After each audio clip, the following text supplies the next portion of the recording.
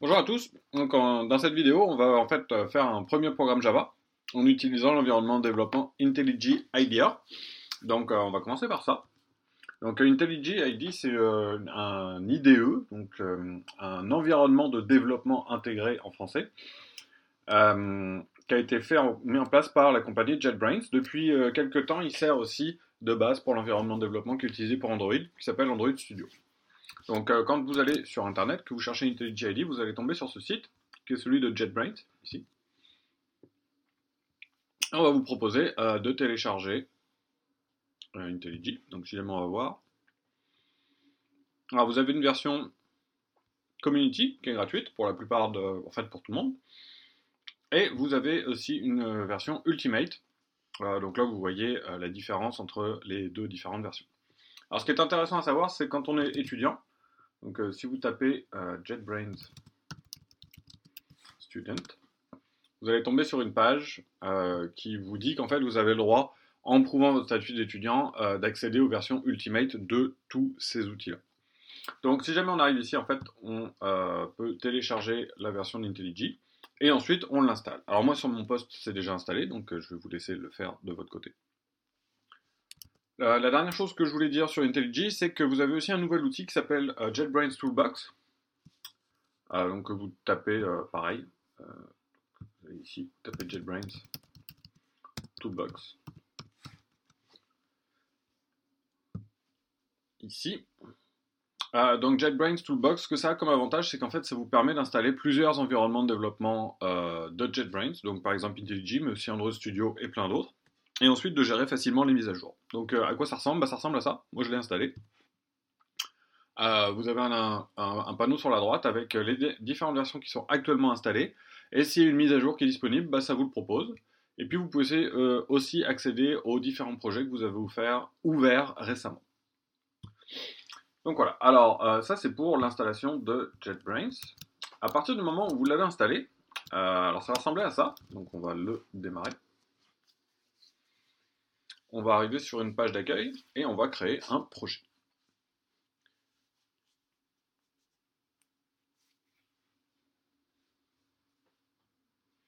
Donc on crée un nouveau projet et on va choisir un format de projet particulier qui est le format Maven. Donc le format Maven, c'est un standard de format de projet en Java.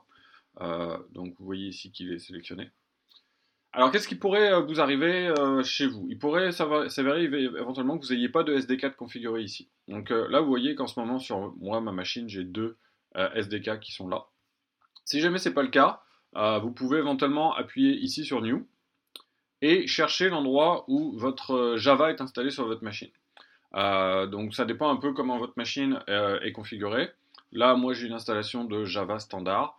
Si vous avez suivi la vidéo sur Amazon Corretto, vous pouvez éventuellement chercher le chemin pour aller chercher votre Amazon Corretto et le spécifier ici.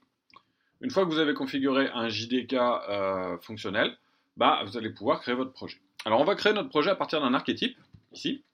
Un archétype, en gros, c'est un format standard de projet pour commencer. Celui qu'on va utiliser nous, c'est le Quick Start de Maven. Donc si vous allez ici, vous avez org.apache.maven archetypes Maven archetype Quick Start. C'est bien important de sélectionner le bon. Il y en a plusieurs qui s'appellent Quick Start. Vous voyez que la liste est quand même assez longue. Alors ensuite, il va nous demander où est-ce qu'on veut créer le projet. Donc moi, je veux que mon projet s'appelle Hello pour Hello World. Et là, vous spécifiez le répertoire. Et ensuite, vous avez les informations de votre projet. Alors, on va le taper ici. Ce qui est important pour Maven, en fait, c'est principalement le groupe ID et le artifact ID. Donc, on va aller les rentrer et ensuite discuter de ce que ça fait. Donc, le groupe ID, en général, c'est le nom de votre organisation ou de votre groupe ou de votre compagnie. Donc, moi, par exemple, je vais mettre org.dg. Souvent, vous mettez le nom d'un nom de domaine que vous possédez. Comme ça, vous êtes sûr que vous allez tomber sur quelque chose d'unique. Ici, vous avez le nom du projet et ensuite sa version. Donc là, on va commencer avec une version 1.0. Ensuite, vous faites Next. Alors là, il vous demande quelle version de Maven vous voulez utiliser. Là, il est en train de vous dire qu'il va utiliser celle qui vient avec IntelliJ. Donc IntelliJ est livré avec Maven directement. Et on clique sur Finish. Donc pendant que le projet se crée, on va aller discuter un peu de Maven. Donc c'est un format standard pour les projets Java. Ça se base sur la séparation entre le code de l'application et les tests de l'application. Donc ça, par exemple, ça permet de distribuer une application relativement petite qui a beaucoup de tests, mais les tests ne sont pas inclus dans ce que vous livrez à l'utilisateur. Une séparation du code et des ressources aussi. C'est des choses qu'on ne va pas voir ici, mais qui existent. Mais un des gros avantages de Maven, c'est la gestion automatisée des dépendances. Donc en fait, dès que vous avez besoin d'une librairie, vous le dites, et c'est Maven qui va aller chercher les dépendances, et les dépendances des dépendances s'il y en a, et ainsi de suite. Donc, une fois qu'on a ça, on va aller regarder notre Hello World. Donc, Hello World, c'est une tradition, c'est la classe la plus simple, c'est l'exemple le plus simple. On veut juste afficher un message qui dit bonjour au niveau de notre classe. Donc, si on arrive dans notre projet ici, alors on voit qu'il y a plusieurs choses qui se sont passées. Il a généré des fichiers. Vous avez plusieurs répertoires ici. On va essayer de les décrire tous pendant la vidéo. Et en particulier, on voit qu'on a un SRC. Donc ça veut dire source, c'est le code source de l'application. Dans SRC, on a main, qui correspond à l'application, et test, qui correspond au test de l'application. À l'intérieur, vous avez un répertoire Java qui correspond à tout le code Java. Et dedans, on a un package qui est org.2g, qui est le même que celui de notre artefact, et une classe qui s'appelle app. Alors ici, au niveau d'IntelliJ, on va faire un enable auto import. Ce que ça va faire, c'est qu'à chaque fois qu'on va changer les dépendances, il va se débrouiller tout seul pour les mettre à jour. Et notre fichier de code source, c'est le app. Donc ici, on a une méthode qui a une signature un peu bizarre, qui s'appelle public static void main.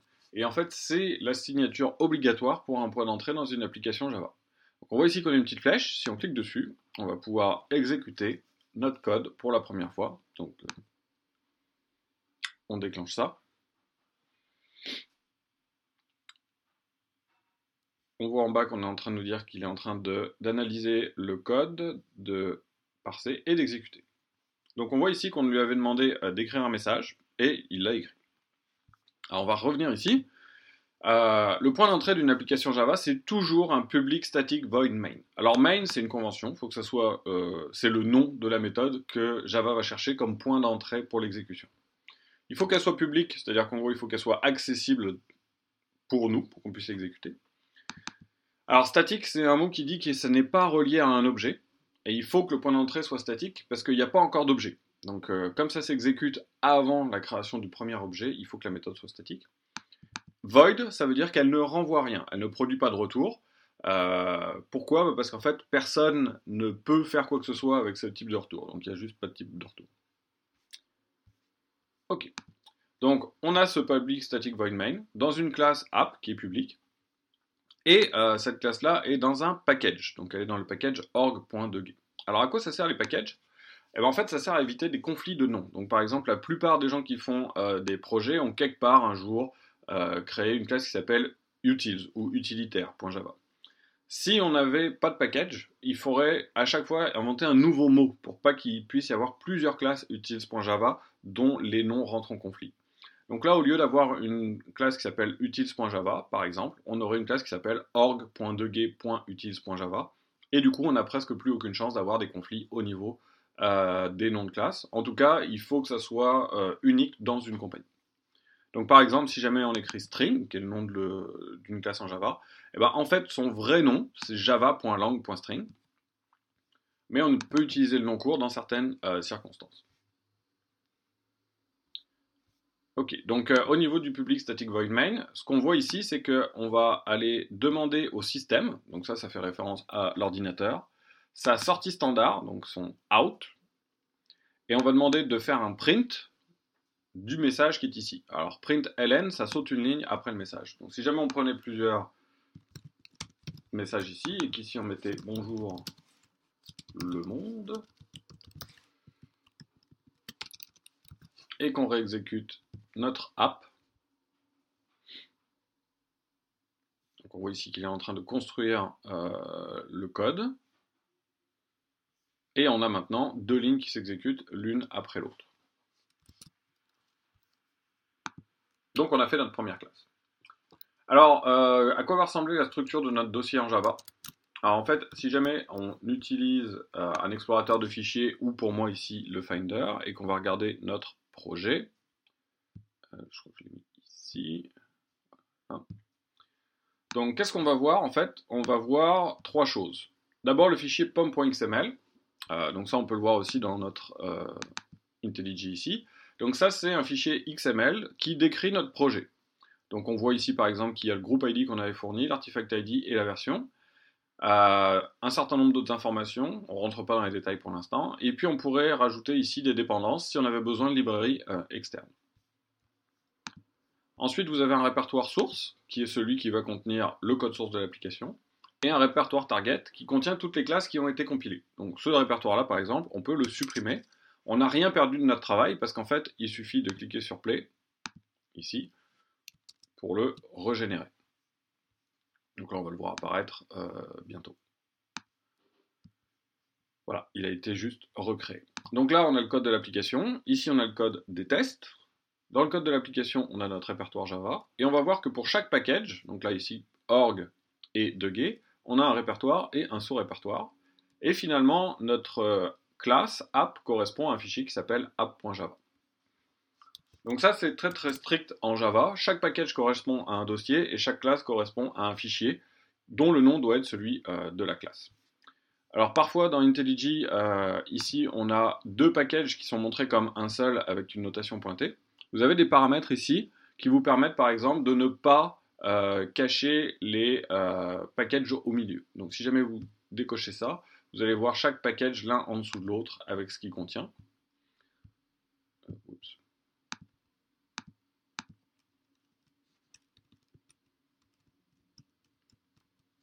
Voilà, donc vous avez plusieurs options ici. Si jamais vous ne voyez pas un package, c'est sans doute juste parce que soit il a été aplati.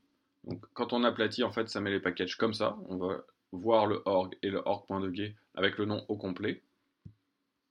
Si jamais on enlève ça, on va voir la structure hiérarchique. Et si jamais vous mettez ça, il va essayer de regrouper tous les noms de packages dans un seul.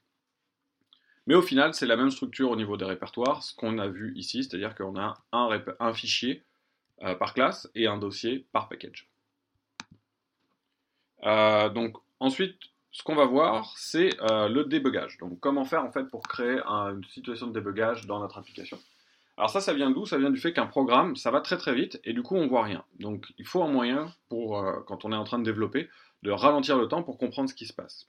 Et pour ça, ce qu'on va utiliser principalement, c'est le point d'arrêt. Alors pour ajouter un point d'arrêt dans IntelliJ, c'est relativement simple. Vous cliquez dans la marge et vous allez avoir une espèce de pastille rouge qui s'affiche. À partir du moment où vous avez ça, on va plus exécuter en mode normal, mais en mode débugage.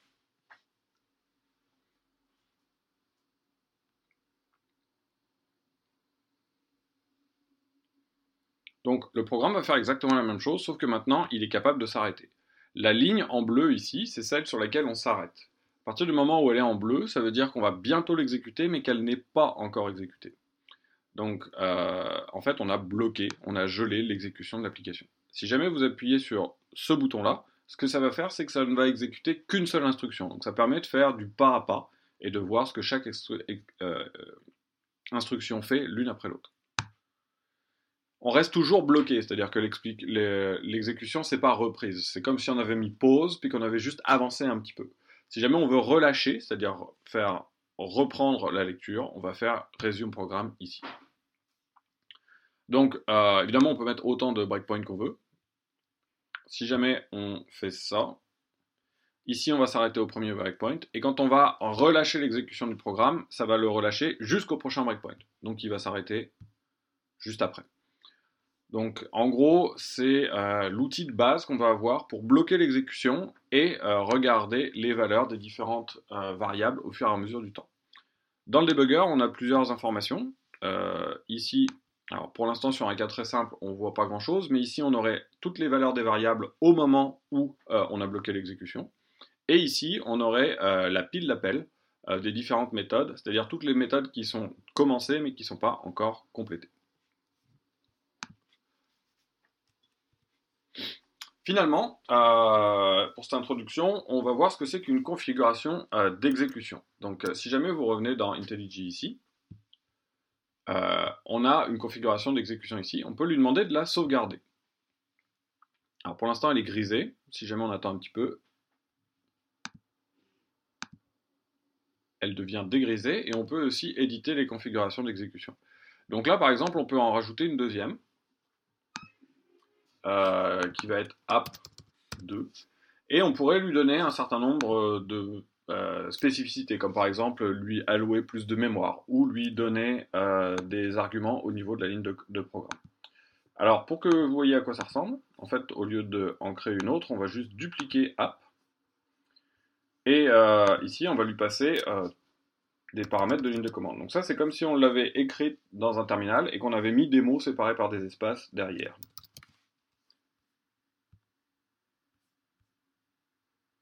Oups. Faut que je l'appelle app avec paramètres. Donc maintenant, si on exécute en app avec paramètres en débogage, ce qu'on va voir, c'est qu'au moment où on s'arrête sur notre point d'arrêt, on voit que les paramètres, en fait, ils nous ont été passés sous la forme d'un tableau ici, qui est en fait celui qui permet de passer les paramètres. Et on voit notre pipeau et notre 1, 2, 3. On voit les valeurs aussi ici, c'est-à-dire qu'on voit le tableau, et on peut voir l'élément d'indice 0 du tableau ici, et l'élément d'indice 1 du tableau ici, qui sont deux chaînes de caractères. Si jamais on arrête l'exécution et que maintenant on prend app, qui n'a pas de paramètres, et qu'on l'exécute en debug,